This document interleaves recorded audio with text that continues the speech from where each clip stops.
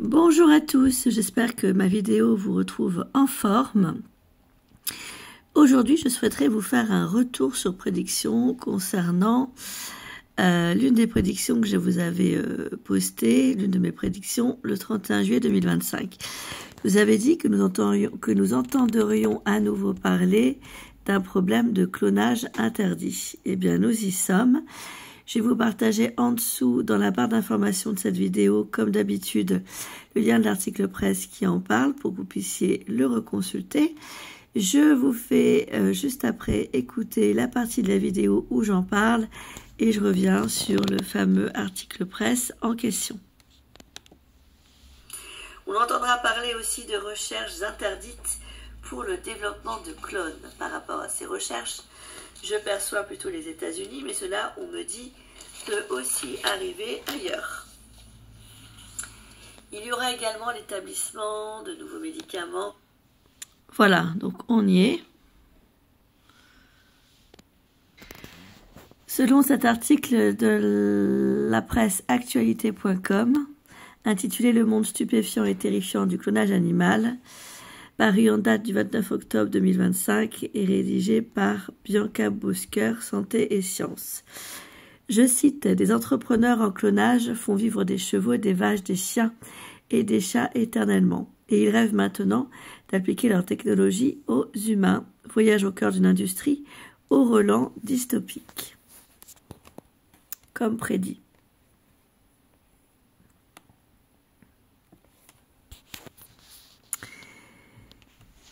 T. Lawrence a été frappé par les caractéristiques d'un morceau de viande il y a 27 ans. La carcasse, aperçue dans un abattoir alors qu'il effectuait des recherches dans le cadre de ses études supérieures, défiait les lois de la nature. Les meilleurs steaks, ceux de la plus haute qualité, imaginés à un faux filet persillé, proviennent surtout d'animaux qui ne produisent qu'une quantité relativement faible de viande. Le gras qui leur donne du goût est souvent en excès partout ailleurs. Cet animal en avait uniquement là où ça allait le rendre délicieux. Le genre qui fait dire, dans mon milieu, c'est de la belle carcasse, raconte T. Lawrence. Tandis qu'il regardait le bœuf être poussé vers le trieur de viande, il a songé qu'on devrait le cloner. La technologie existait quelques années plus tôt, en 1996. Des scientifiques de l'Institut Roslin en Écosse avaient cloné la brebis Dolly. Mais T. Lawrence n'avait ni la position, ni les fonds nécessaires pour se lancer là-dedans. Cependant, il repensait parfois à cette belle carcasse et à l'occasion manquée d'en fabriquer d'autres comme elle.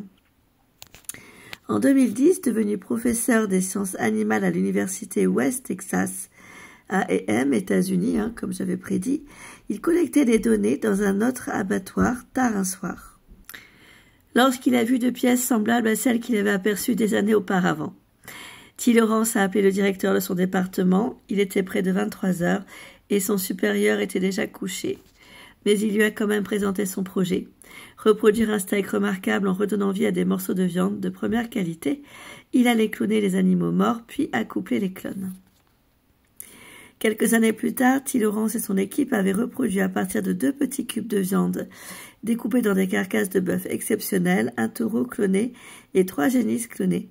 Après avoir croisé le taureau avec les génisses, T. Lawrence a abattu les descendants pour évaluer la qualité de la viande, qui s'est révélée tout aussi excellente que celle des animaux d'origine.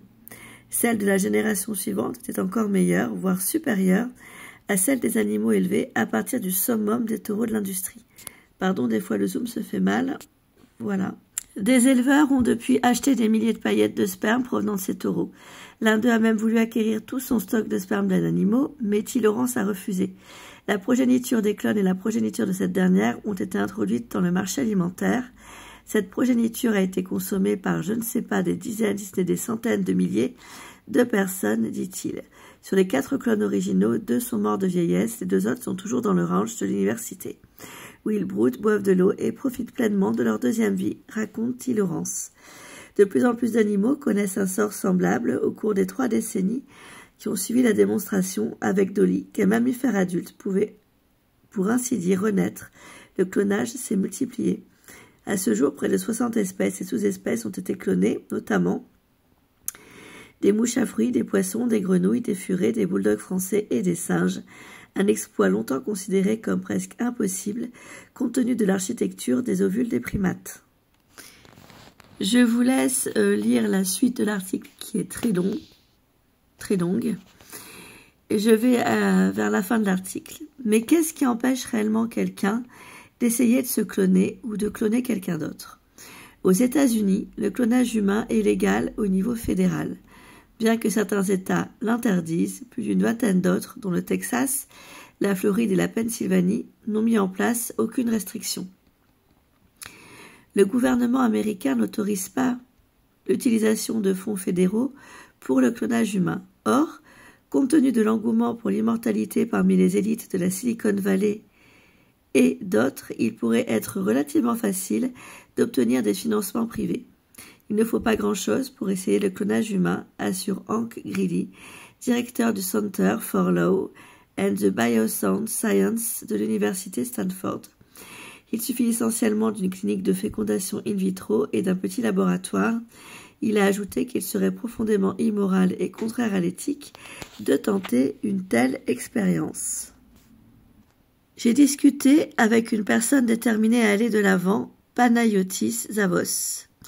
Spécialiste de la fertilité dans le Kentucky, il a affirmé en 2009 qu'un clone humain était sur le point de voir le jour.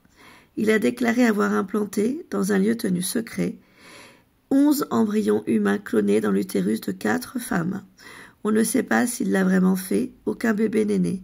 Bien qu'il ne poursuive pas activement ses recherches sur le clonage, Panayotis Zavos admet être toujours intéressé par la reproduction d'un être humain. Il refuse de préciser ce dont il aurait besoin pour reprendre ses efforts, de peur d'être submergé de demandes. Si nécessaire, je pourrais me remettre au travail dès demain, assure-t-il. Quelques heures avant notre entretien, il aurait reçu, dit-il, un appel d'une Allemande mourant d'un cancer du foie qui souhaitait savoir s'il était possible de se cloner afin de léguer sa fortune à son clone ou bien de prélever son foie.